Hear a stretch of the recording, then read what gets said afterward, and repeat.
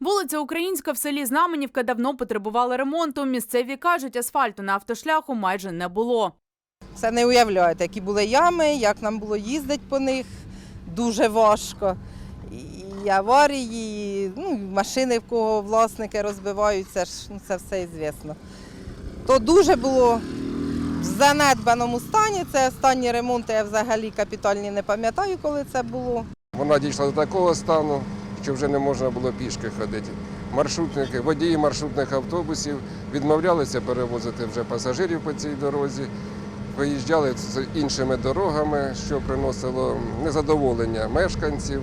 Люди латали ями власними силами, та водії все одно губили колеса і підвіски автівок. Зараз не можуть натішитися змінами. Была дорога просто отвратительная, даже не хотелось ездить, честно. Вот бывает рейс такой, что просто отвратный. Сейчас просто приятно, вот действительно едешь спокойно, радуешься, что тем более у нас окна, это стекло, сами понимаете. Ямы были в колено, а теперь просто изумительно. Дорожні роботи на головній вулиці Знаменівки у розпалі вже уклали, вирівнюючи шар асфальту, наразі закінчують верхній. Завтра мы планируем заканчивать уже верхний слой. Останутся только примыкания, разметка, дорожные знаки и ВРДшки. Это считается как светоотражающие элементы в разметке дороги. Дорогу в Знаменівці капітально ремонтують за програмою президента України Володимира Зеленського «Велике будівництво». Ремонт місцевий чекали багато років, дорога була в жахливому стані.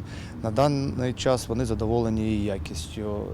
До ладу буде переведено понад 7 кілометрів автошляху. Оновлена дорога з'єднає Знаменівку з Павлоградською трасою. Катерина Степанова, Дмитро Вєтров. Новини 11 каналу.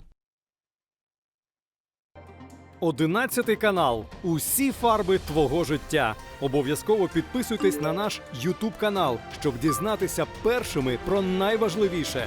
Слухайте, дивіться, коментуйте.